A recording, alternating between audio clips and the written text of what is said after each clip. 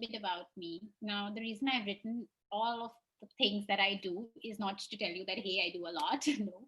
But the reason is because I really wanted to. I mean, right now you're an LCP elect. I was an LCP elect 10 years ago. But what I really want to tell you is that that one decision of applying to be the LCP and then living that 1 year with all its achievements and mistakes and emotions and awareness and all the drama that comes with it and all the learning that comes with it is the very reason that I'm doing what I am today.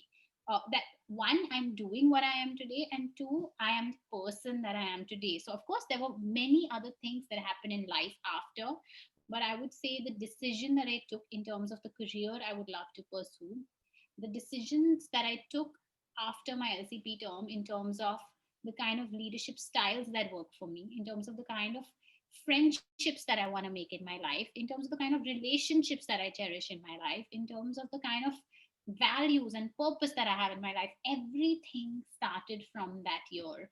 So it really, I mean, of course, it's a year where you are there to achieve and be there for ISEC and your LC, but it's also a year that's going to be so defining for you in your life. And I really, really mean that. It's not just 3 years from now and 5 years from now. I'm sitting here 10 years from now telling you that 10 years later, you are going to say thank you to your own self for applying for LCP and, of course, to ISEC, right?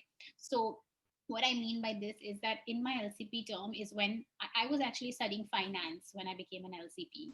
And after that is when, now, if you look at it, I've studied psychology after in my master's. I've worked in talent and leadership consulting. I do a lot of work in leadership coaching with very senior leaders as well.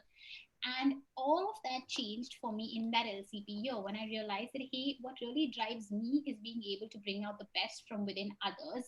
And what that requires of me is a very high level of awareness of my own self, right? So it all started off with that thought. And of course, then it evolved and then I worked towards it. But it's really a very, very powerful term in terms of just figuring out your own life going forward, too.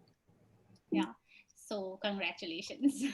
Uh, Now, having said that, what we're going to talk about today, three things: what you do and who you are. Second is leadership styles. That one is something that's particularly close to my heart because I wish somebody had told me this when I became an LCP. Because, I'll come to it. I'll come to why as well. And the third is a leader as a coach. Now, I know you guys have already been through a session of leader as a coach. So I'm not going to talk about it in detail, but what I am going to talk about is some of the myths of coaching. Yeah. I'll keep sharing my screen and then taking it off so that you can see my face. Yeah. Now, there are two ways to do this session. One is that I keep talking, and for example, Trisha is just like looking at me like, oh, and you keep looking at me. Or the other is that you actually engage with me. So you actually agree, disagree, ask a question midway, say, hey, but why are you saying that? This doesn't make sense. Like, I want it to be a conversation and not like a session that somebody's delivering. Is that okay? Great. Wonderful. Perfect. Okay, so now I have a question for all of you. Let's say you're planning a vacation. Oh, okay. Which is the next place that you would like to visit after all the COVID drama ends? Can you type it into the chat?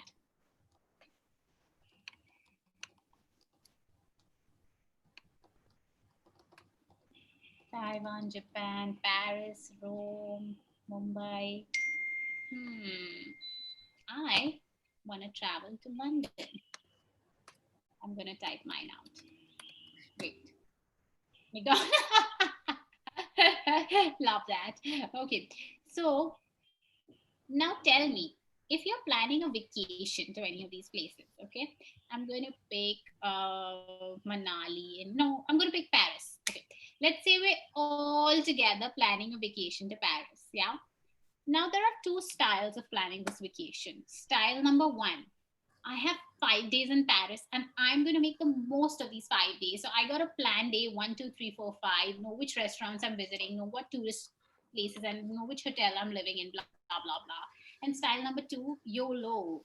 Just let's go for it. We'll figure it out as we go. I'm just going to have fun. I'm going to party. And yeah, like I just do what I feel like in the moment. So we've got two styles, right? Planning, and spontaneous. Planning is one, spontaneous is two.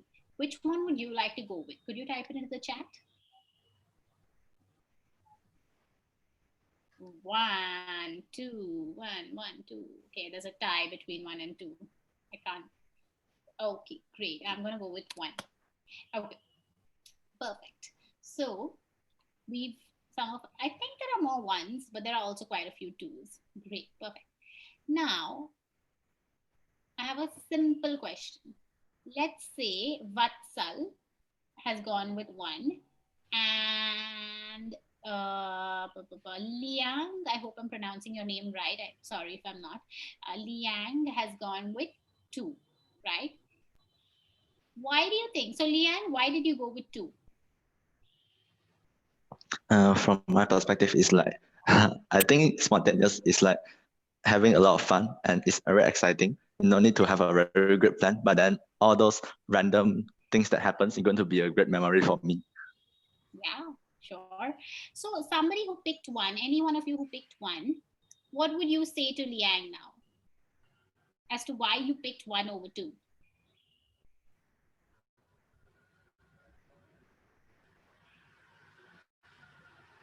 Anybody? Sapna?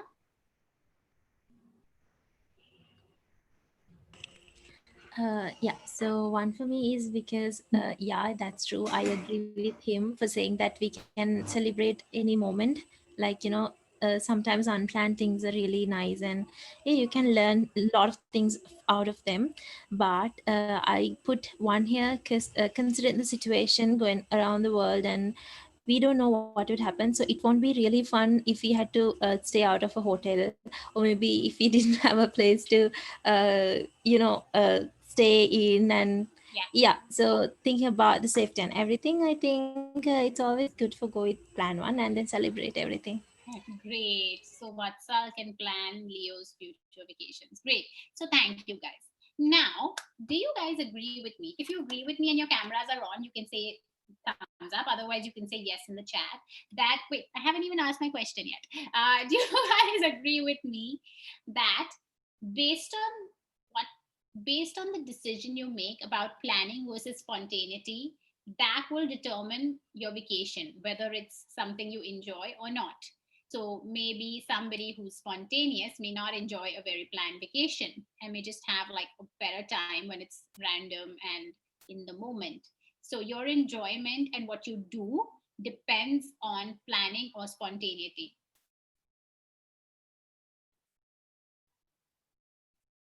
Okay, I can see people disagreeing. Interesting. Go ahead. TN. Wait, why? I don't know, man. Like it's the same thing. I think like it's a. I don't think like you have to do. I think both of them have their own styles, and I think it depends on the person. But I think at the end of the day, you still are traveling. You're still going to a place. It just doesn't. It doesn't matter about the like the end goal. It's just about the destination, right? So Yeah, yeah. Let me rephrase my question. What I mean is, do you agree with me that what you do on your vacation depends on the style you choose of planning or spontaneity? Maybe some of it will remain common still, but your general itinerary and what you do could differ based on your style.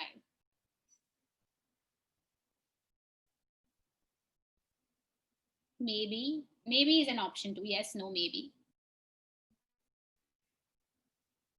yeah, maybe I'll go with maybe. Maybe. Okay, great. Maybe. You want to type into the chat, guys?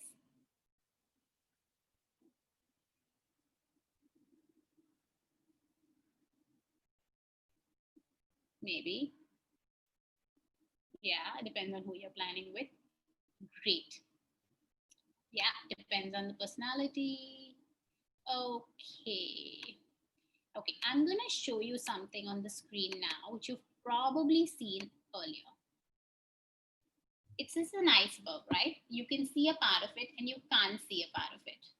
Now, often what I do is I plan, right? What I do is I plan, I make an itinerary, and then I go and have fun in Paris. But who I am is a conscientious person who likes structure, order, and planning.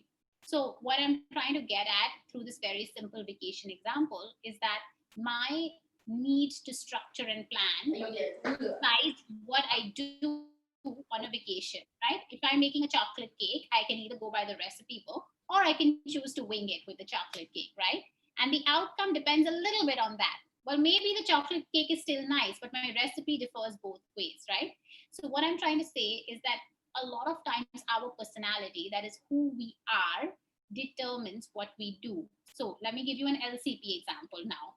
So for example, uh, you are an LCP and you have a team of 10 people. And as an individual, one of the strengths or one of the qualities that you really love about yourself is how compassionate you are, right? You are a compassionate person. And therefore, what you do at the beginning of every team meeting is that you actually care to ask a deeper question in every check-in, like how are you doing, how was your week, is there anything I can help you with. You really go deep. You don't want to get to work. You want to actually know how this person is really doing on your team before you get into work. Does that make sense? So who you are in many ways determine what you do as an LCP. Now what happens is that we operate so much at an action level. In a conference, we're thinking about who we are and self-awareness and all of that. But when we're back in our LC, especially in these times when everything is virtual, it's so much about action, action, action. Is that making sense? I'm going to stop sharing screen to see some reactions. Yes, no, maybe. I don't think so. Okay, great. So now, so here are 5 things that I want to share with you before we get into leadership styles. One is that who you are is critical to what you do. Now, if you have a notebook and pen, write this down, or you can take a screenshot of it, because it seems so simple in the moment, but you will see that every single decision that you make is coming from a deeper value or a place within you that's really like your personality, right? A selection decision, who you're recruiting into your LC, how you speak to someone, how you deal with non-performance, how you deal with high performance, how you deal with competition, how you deal with a partner, a customer, all of that, who you are. It is so critical to what you do. Yeah. Second, and what you do defines who you are. So that's the thing. As an LCP, you are going to be assessed as what you do. So, hey, let me take a name that I haven't as yet. Whose name should I take? Wait, hold on. Hey, Malik. Yeah, let me go. Malik's LC has performed really well. So he probably is a wonderful, great leader. He probably has done something really right. He's results oriented as a leader. Yeah. So what he did determined everybody else's perception of who he is. Yet who he is led to what he did. Does that make sense? So they're both so interconnected. And okay, does anybody have a question? I can see somebody like scratching their head, wondering. Question? Okay, perfect. So they're both so interconnected that keeping this in mind with every decision you make is very important. What is this saying about me? Which value am I operating from? What is the inner driver that is leading me to do this for my LC right now? Yeah, these are very important questions, which sometimes I didn't ask myself.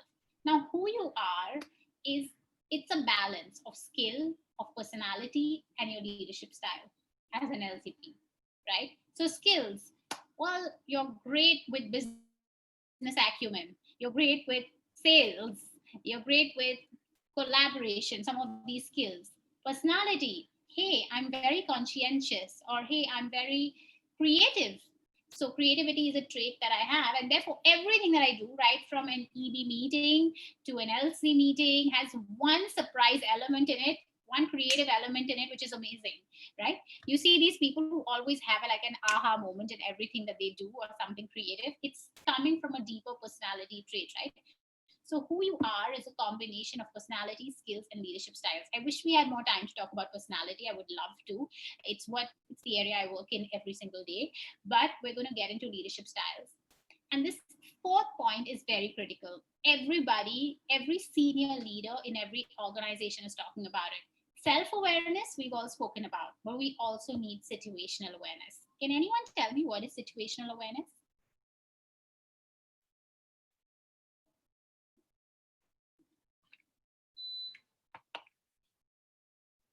preferably unmute yourself instead of typing. How to tackle specific situations, Sikandar says. I can take a Anyone? shot. Yeah, sure, please. I reckon, like, from the sounds of it, just being aware of how people around you are feeling, like, emotionally, and how aware you are of that. That's my guess. Yes, yes, that's part of it. Absolutely. Anybody else? Well, you can go wrong. It's fine. Can I go? Yeah, please. Yeah, cool. So what I think is that so when we talk about self-awareness, a lot of times it's just about you as a person, and a lot of times that's very constant. But situational awareness is something about maybe it can be about yourself in different situations, about how are you changing based on what kind of situation you're in, as well as how receptive you are to change and how do you mold yourself according to the situation that you're in at a particular point of time. Yeah, absolutely. There's only one thing that I want to add to what both of you said. So, situational awareness, like both of you said, is about what is the impact I'm having on you right now? Am I aware of that? Or what is the impact that you are having on me right now? Am I aware of that? So, I may be somebody who's sensitive and perceptive, right? But that doesn't mean that when you speak to me to give me constructive feedback, I take it personally. Do you agree? Maybe you're just trying to help me, right? But if I'm oversensitive, I'm probably going to take this personally.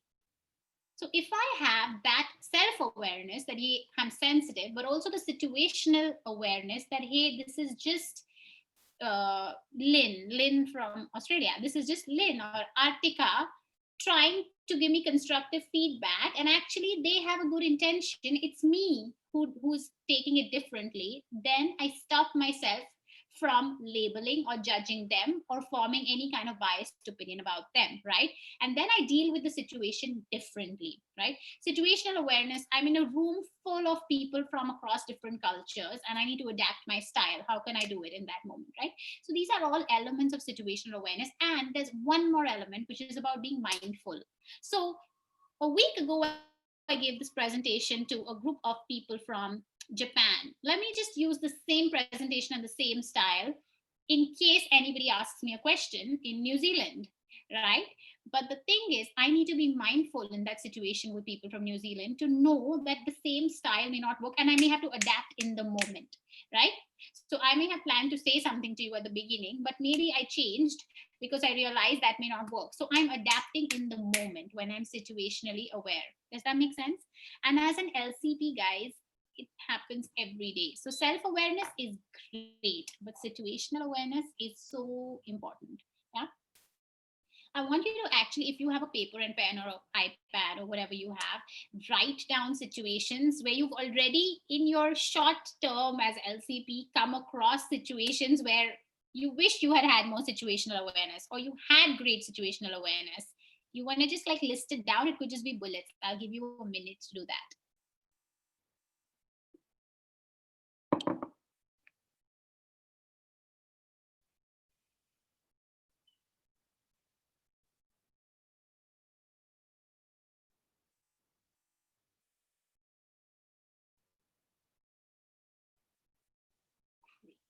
And as you do that, I'm going to share my screen again. And we're going to move on to leadership styles.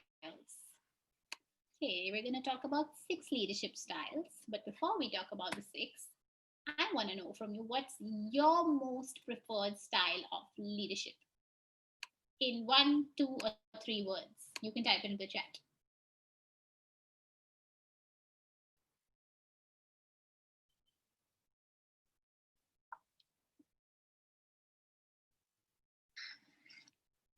Transformational, I think you. Transformational, situational, strength-based, empathetic, great. Okay, pace setting,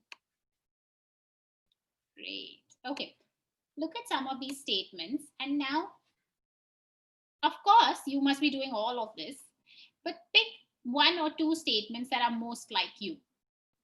You can unmute yourself. It can create some chaos. That's fine. You can unmute, like maybe 2, 3 people will unmute together. It doesn't seem like an ISEC conference until there isn't some chaos.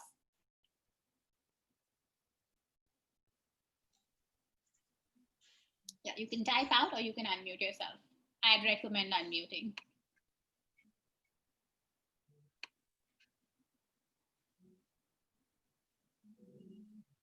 I can go. So I think the ones that would mainly associate with me would be everything okay with you, let me know if I can help, and probably let's do it together kind of thing. Wonderful.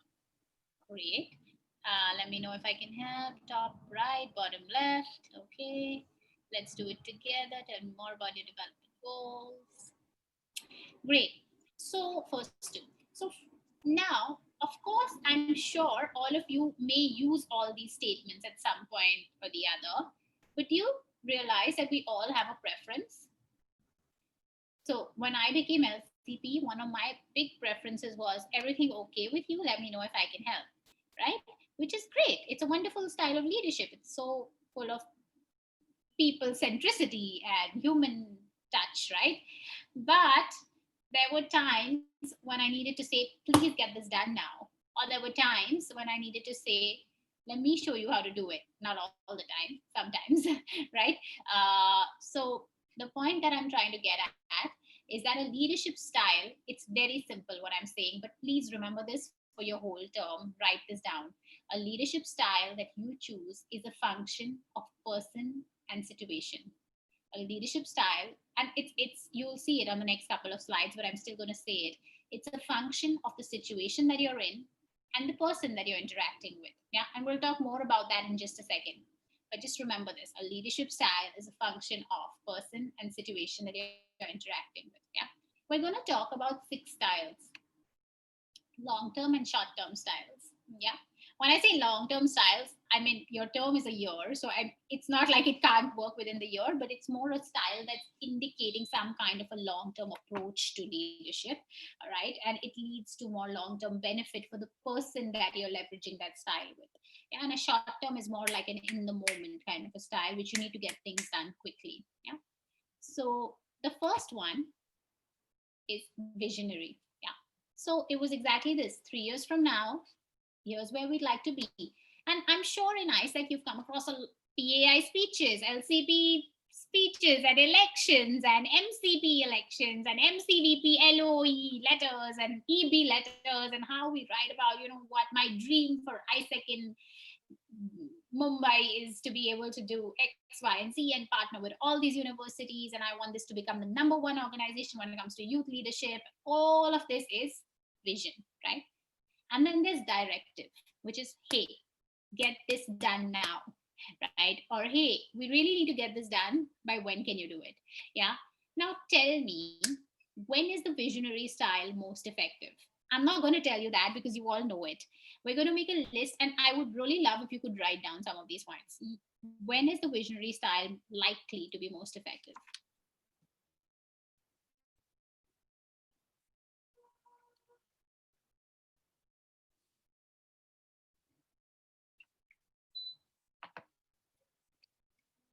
At the beginning of the term. Okay, beginning.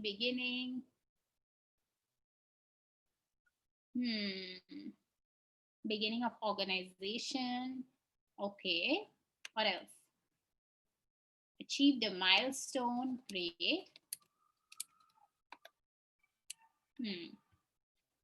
Okay.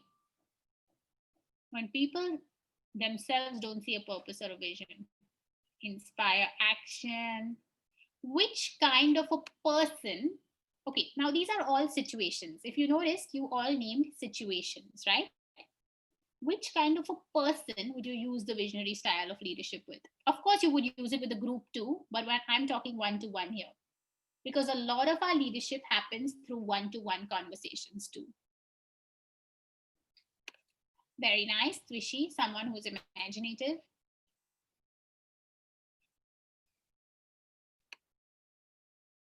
A person who intends to, driven by purpose. Yeah, big picture people, realistic, sensitive people. I like that, realistic. Yeah. Ambitious for goals and results.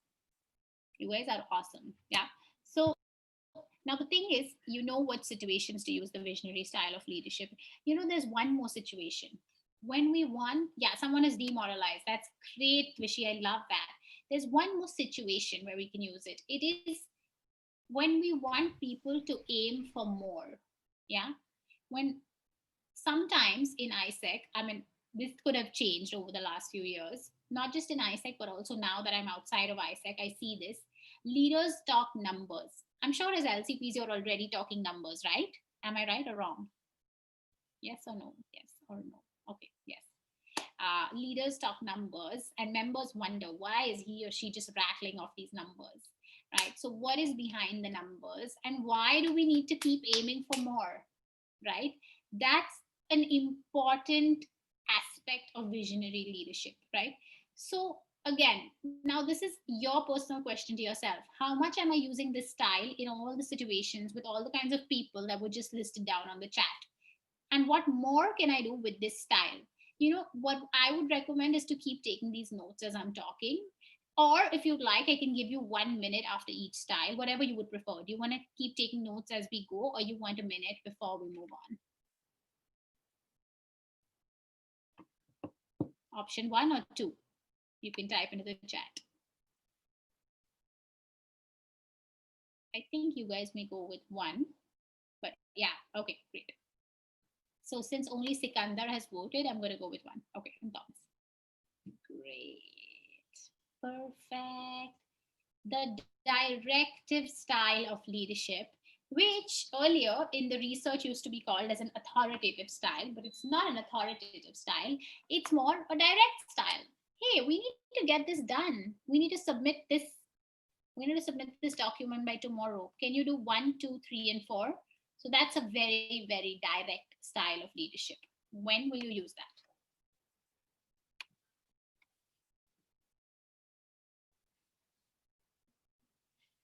Urgent situation. Yes, absolutely. Goal-oriented person. Yeah. What else?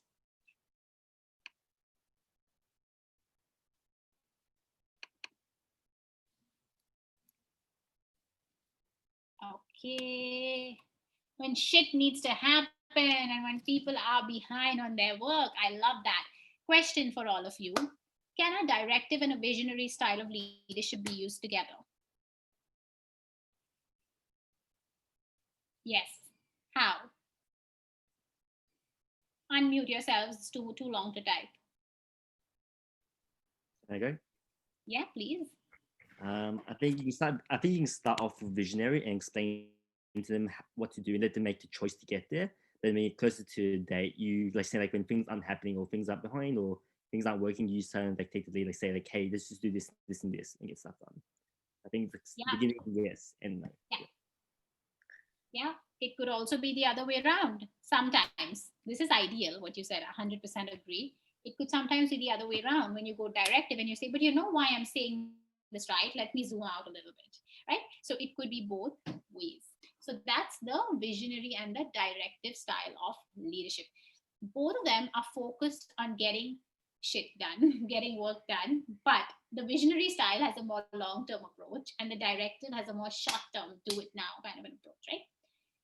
Perfect. Is this making sense? Is it something you already knew? Is it making you think a little bit more about your leadership style?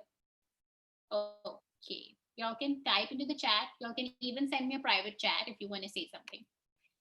Okay, let's go to, yeah, we've got the affiliative and the participative. Let me give you an example of the affiliative. I'm a team member and you're leading me, right? And I call and say, hey, I've got a fever and I'm just not feeling great. I know we have this deadline, but can I ask somebody else to do it? Or can we just like get this off now? An affiliative leader would go, of course, please take care of yourself first. That's a great situation to be affiliative in because I'm genuinely not feeling great, right? Don't worry, I'll take care of this and I'll get somebody else on it. Or can you just call XYZ and ask him to do it? Please take care. And then maybe you check in with me 2 hours later or a day later to say, hey, Nikita, how are you doing? Right? So then you've been very, very affiliative and you've been empathetic and you've actually prioritized person over result. Normally, an affiliated, well, in the sense that affiliated leadership doesn't mean that we let go of results, but typically these are situations where we're more focused on a person or people over a result. Does that make sense? Right? And there are situations where we need to do that. I'm not saying always. There are specific situations like the one I mentioned where we need to do that. It's possible to be affiliative and directive together, is it? What do you think?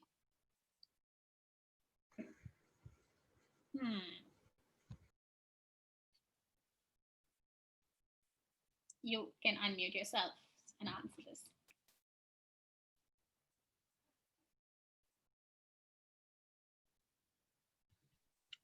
My thoughts about this is that it's all. I think it's all situational. Hey, like people need different things at different times. So being flexible and being able to adapt your styles is seems quite critical to success from what I'm seeing. Yes. Yes. Is it possible to be directive and affiliative in the same situation? All right, now I didn't get to thinking about that part just yet. What do you think? Who can answer this? There's no right or wrong. Actually, even I'm wondering about the answer right now.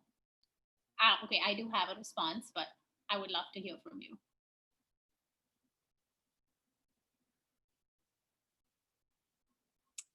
It depends on the situation, doesn't it? And the person. Remember what we said right up front. I said it sounds very simple, but it's so true. Leadership styles depend on person and situation. So if I'm interacting with someone who I know is complacent, always misses the damn deadline, doesn't get things done, is super lazy, and on my team, fortunately or unfortunately, then but this person genuinely has a problem. They genuinely have a life issue why they can't deliver. But I know that this person hasn't delivered for the last 3 months. Then I need to say, hey, I completely understand. And why don't you take a day or two off? But I need this done by this deadline or whatever, right? Then you're kind of using both styles together. So obviously, these are very, very specific situations that I'm giving you. But the reason I'm doing this is just for you to understand that, hey, I need to be able to flex my style and use both styles. Does that make sense, guys? Thumbs up, thumbs down, medium, maybe not. I'm confused. I already know this. Okay, great, perfect. No. TM, you want to say no? You said no. I would love to hear from you. That was more like I didn't really know. So I was like, there's a question mark. I was a bit confused. But I'm sorry, I didn't get that. That was like a no because I was a bit confused because like I was like, yeah. But It's normal. Yeah. Go ahead. Yeah, I think it depends though. I think like if the person has been accountable, it hasn't like genuinely has been a case where like, oh, like they are genuinely like on-off situation, like I think it's fine. But I think like you gotta like make plans to, you don't just like leave it there and say like, oh, I can't do this, right? But I think you make plans like, hey, I think someone will cover for you, but can you be like kind of pick up a slack next week if something happens like this, like making sure people like kind of even out the workload. I think like sometimes you give work to other people, but then it stays consistent the whole time. I think it makes sense you lower now, then you do more later. Makes sense. That makes more sense. Great. Yeah. So what you're saying is it depends on the situation again and the person. Yeah. Great. Perfect. And then we've got participative. This is easy. When do we use this style? And with whom do we use? So which situation and what kind of person? I want to know both. And this is a very much used style in ISEC context. I think it works very well also in ISEC. Participate. Oh, great question. What's participating? Hey, I'm leading this team of 45 people here, and we need to make a decision around our goals for the next month. I would first love to hear from all of you what your ideas are, and then let's go ahead and make a decision. That's participative. Does that make sense? Yeah. So what situations would we use it in?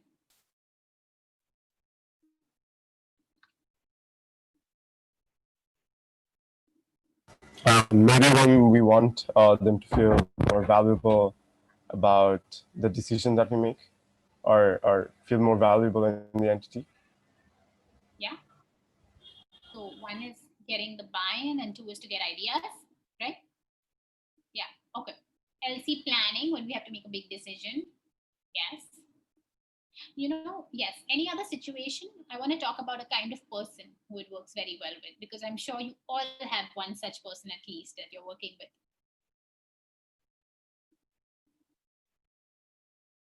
Sorry, can you say the question again? Because it's quite laggy. I cannot really. Can everybody hear me clearly? Maybe it's my internet. I was asking, when do you use the participative style of leadership? Which situation?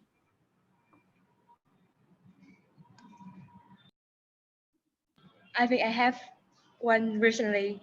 It's like when my team is really low, not really a low performance, but it's really later than the plan, that I have to jump into the operation to help them to move everything forward, like help them to think of the ideas and then put more feedback and even adjust some of the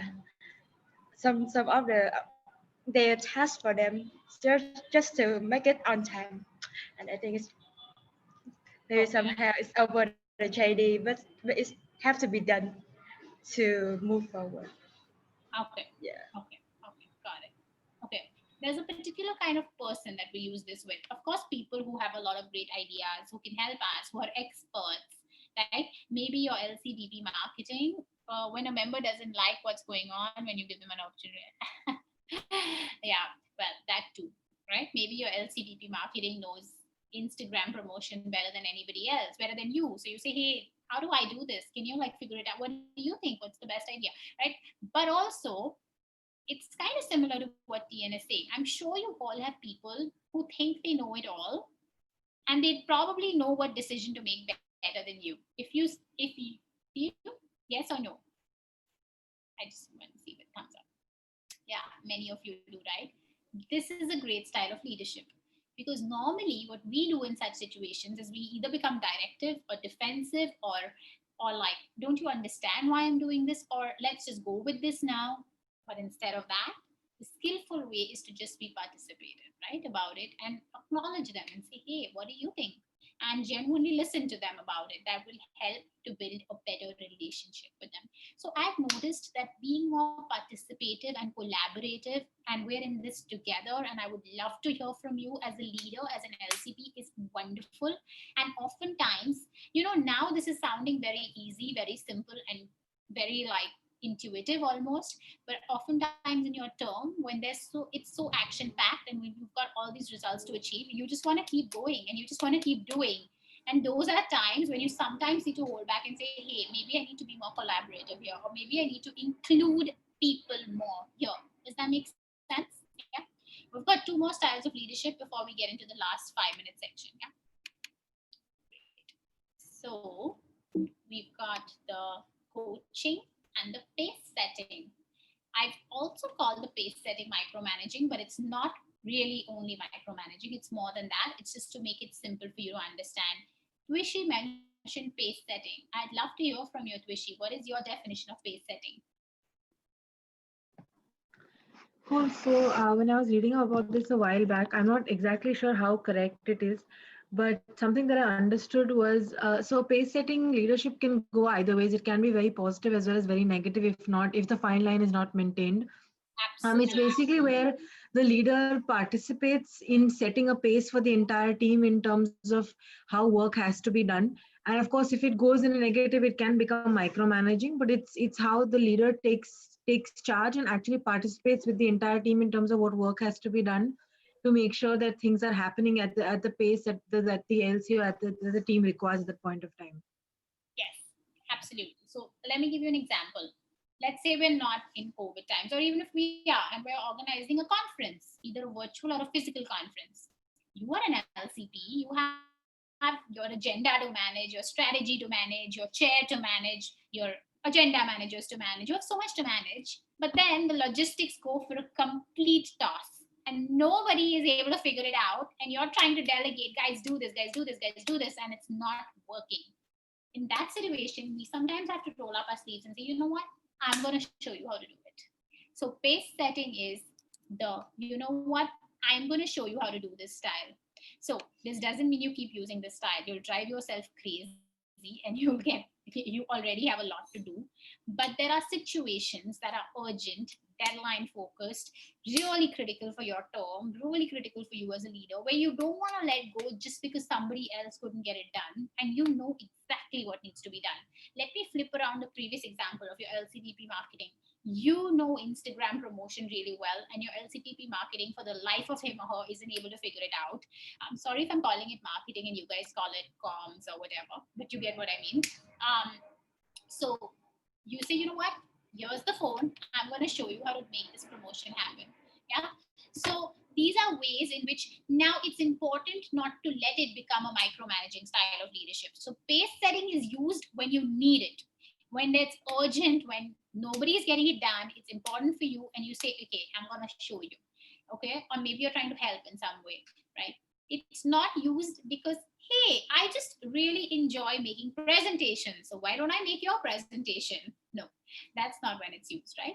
It's not used when, hey, I don't trust that you can do it. No. So there's thin line, but this is great, guys. Sometimes you will need to be pace setting as an LCP. And I can tell you, I'm sure you've already faced situations like this. That's a short-term style of leadership, though, right? Because if you think about all the examples I gave you, they're pretty short-term in the moment. And then the more long-term style related to pace setting is a coaching style of leadership. I know you guys have already had a session on coaching, so I would love to hear from you what you got out of that session before I get into 3 myths about coaching and then a video.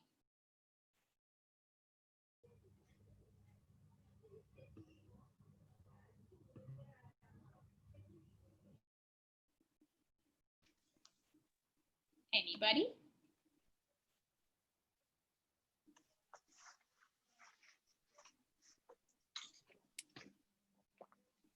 Okay, have you guys had that session, or was I told that you had it, but you've still not had it?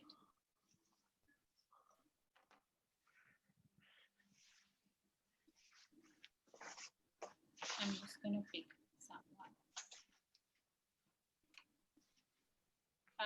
Meena, you want to respond? X2. What does X2 mean? Sorry. Guys, track 2. Okay, you probably haven't had that session. Should I take it as a no? Yes, yes. Okay, I was told that you have. Great. So what is a coaching style of leadership then? Who can tell me?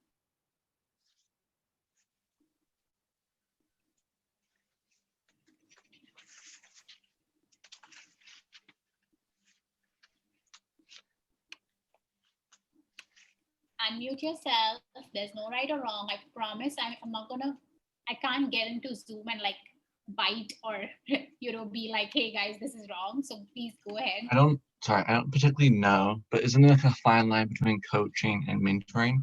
Like for me, I remember having a session on it. Like you have to know when you're mentoring someone, when you're coaching someone, because Yes. I think mentoring or like coaching's like kind of telling them what to do, and mentoring's, or like, sorry, I kind of forgot the session, but isn't mentoring the one that you look forward to or you try to achieve more than coaching? Yeah. Coaching's like short term, but mentoring's long term in a way. No? Yeah, so you're right that there's a difference between coaching and mentoring. So the coaching style of leadership is about me coming to you, Thomas, as an LCP. Have I got your name right? Yeah, Thomas. Yeah. And I say, you know what? I really don't think things are going right with the finance function. Let's say I'm leading finance. And you go, oh, tell me more. And I say, you know what, ever since the like whole COVID situation, we haven't been, our revenue hasn't been up, and exchange has been a little slower, and I don't know, our events aren't going well. And I get into this whole like spiral down about my problems, right? As a finance LCDP. Now you go, there are two options here. Why don't you do this, Nikita? Or second up, which is a mentoring suggestion. I think you should do this from my experience. Option number 2, what would you like instead? What situation would you like to create instead? And then how would you get there, and so on and so forth, which is more a coaching approach. So the coaching approach is a solution focused, future It's a solution-oriented, future-focused approach. I have that on a slide, but please write it down for yourself too. A future-oriented, solution-focused approach, where you're always trying to get at a solution. This solution could be at an action level, it could be at a values level, it could be at an identity level. I may come and say, Sikandar, I'm not feeling confident at all. How would you like to feel instead? I'd say, well, I would like to feel confident and happy and content. Okay, so what do you think you need to be able to get there? So, these are really, really simple questions. If you listen to my questions, it's nothing. They're so simple, right? But these questions can get me to think. And the thing is, oftentimes when people are negative or complaining or not really getting a solution right, then what happens is it just leads to more and more of being stuck in the drama and the problem. And you want to pull people out of that. And you want to pull yourself as an LCP out of that. So the thing with the coaching style is it's a solution focused, future oriented. Why do I keep stressing future oriented? Because if in this conversation with me, Thomas said, so why do you think you made that decision 2 months ago as a VP finance? It didn't make any sense. Well, you're right. The decision probably made zero sense. But is it relevant in our conversation now? Probably not. Probably you've already given me feedback. So you need to have a more constructive conversation with me, right? So that's the coaching style. I put down an article a link to an article that I wrote around values. You must read it because it's got questions around how you can ask your questions that you can ask yourself as an LCP to figure out your values. It's really a simple article, very easy to read, and questions that you can ask your team to figure out what some of their values are, right? And the thing is, values are so critical to a coaching style of leadership, because when I coach others, I'm trying to get at, hey, you made this decision. I'm curious to know what made you take this decision, or I'm curious to know that what is it deep within that triggered off this thought within you, or what is it that would change for you when you made this decision, or why does this matter to you at a deeper level? So these are like questions that can get to values, right? So you can take a screenshot of this because these are 6 styles of leadership. And guys, if you can use each style in the right situation, a coaching style when you're giving feedback, a coaching style when somebody comes to you with a problem, a coaching style even in a team situation when you have some time. Of course, if it's urgent, it's tough to use a coaching style, right? A coaching style when you're having a conversation and you want to make the other person know that, hey, you have the potential and you've got the answers. When you want the other person to realize that, you ask them the right questions. You don't say that to them directly, if that makes sense, right?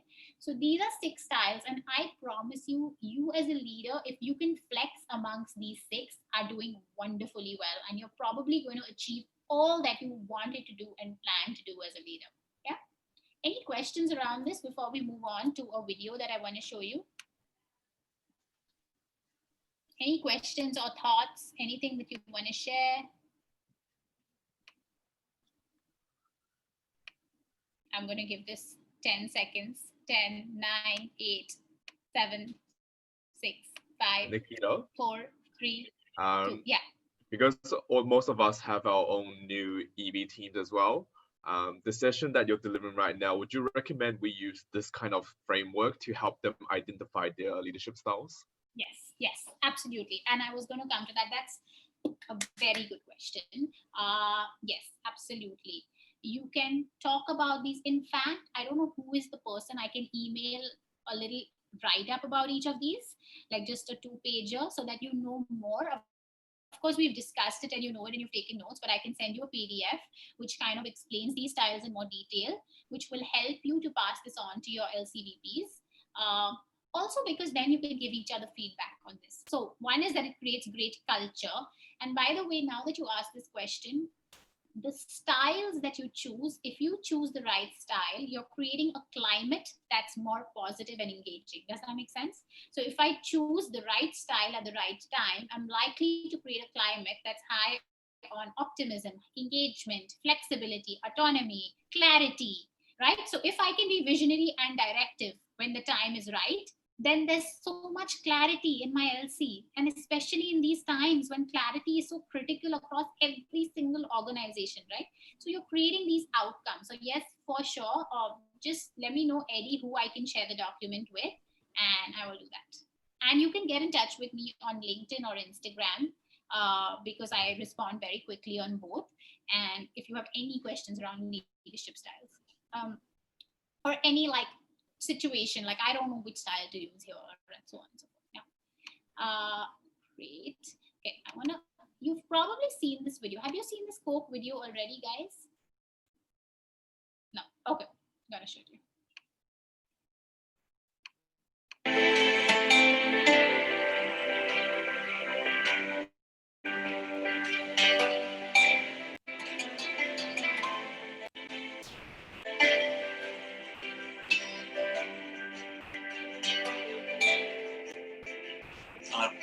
As if having met in the band, I started with friends. He's got long hair, but at work he ties it in a ponytail. Probably piercings. I read a lot of books. I read cognitive psychology, behavioral science. I've spoken at TED Talks. Really? Wow. You look nerdy. Like you think you're cool, but you're still a nerd. أكثر شيء مركز عليه التراث الإماراتي واللغة العربية. And I also think he's going to come to work. Yeah, even I felt that. Yeah. أنا وايد أحب الطبخ. دائما يعني معظم وقتي أطبخ في المطبخ.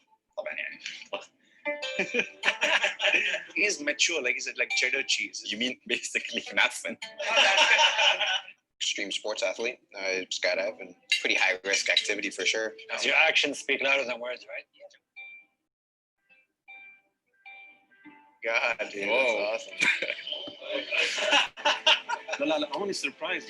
It was amazing when the lights came on and you get to realize who you're actually conversing with. استغربت اول شيء لان اول شيء فتحت الليتات الحمراء ما رحت بس اشوف واحد جالس قدامي كلها تاتوز على. This was my expectation of you. This is what you really are. شفت شخص مثل هذا ما قاعد اتكلم.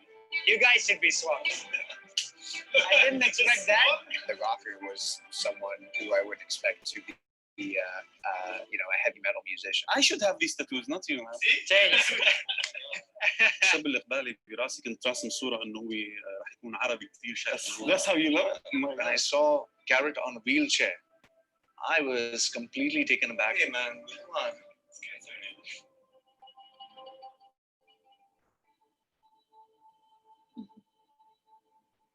لما جت العلبة فتحته ما مكتوب عليه شيء.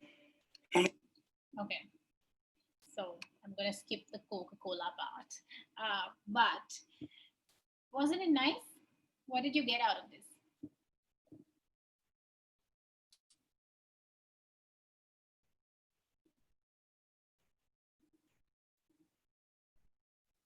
Like the classic saying, "Don't judge a book by its cover." Yeah, basically what someone just said.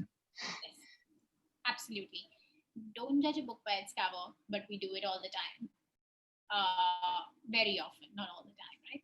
Because we've all got biases. And so this is why a coaching style of leadership helps a lot. Because when you use this questioning approach, not all the time, sometimes you really need to get to the point, guys, but when you have the time and when you coach someone and when you really deeply try to understand the person, then you realize that, hey, what's behind, for example, non-performance is not complacency. What's behind non-performance is actually underconfidence. You never know, right? So you start to figure out some of this out. Of course, this was more about looks and, somebody with a tattoo and all of that. But the message is much deeper, right? The message is that sometimes you may see one of your LCVPs or members exhibit a certain behavior, but knowing what's beneath that behavior, especially when it matters, is important. And the other reason why I want to give this message is because ISEC is anyways known for diversity and inclusion. But inclusive leadership is not just about accepting different cultures and accepting gender, right? Or being open. It's also about cognitive diversity. Inclusion is also about accepting diversity in thinking.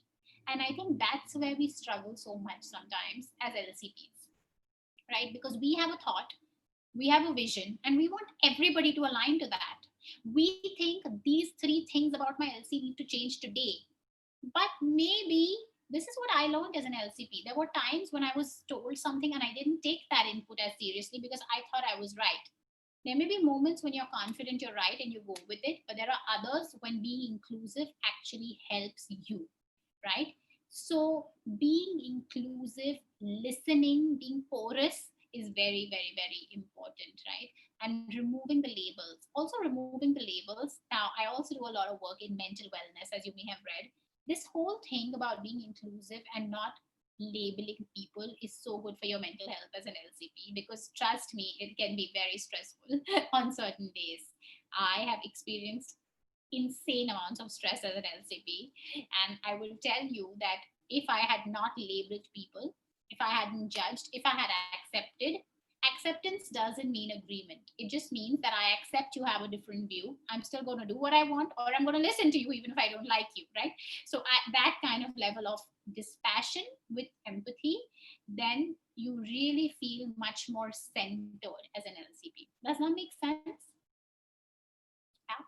So I know we're out of time, but about coaching, I'm just going to just quickly share a couple of slides with you, which you just need to read through about leadership styles and coaching. You can take screenshots if you want, or anyways, I think you'll get the output. Which leadership style you use is a function of situation and person. Remember this for your whole life, not just for your LCP term. Second, some styles will come more naturally to you than the others. Third, write down a style which is your current strength and one you need to work on, and start today, right? These are about leadership. This is my final message, that every individual is a leader, whether it's a new member, whether it's you, whether it's somebody on your AI team or your MC team. The context changes, but the need to lead remains, right? So everybody in your LC, treat them like a leader and see how things change, right? And about coaching, begin with coaching yourself. If you have any questions, reach out to me. I'm really very accessible on social media. 2, coaching is not telling, it's asking the right questions. And the questions you ask are solution and future focused. They're not about the past drama, they're not about what's going wrong, but they're about figuring out solutions with the future in mind. Yeah? So I think we are good. If anybody's got questions, anybody wants to share something, please feel free to.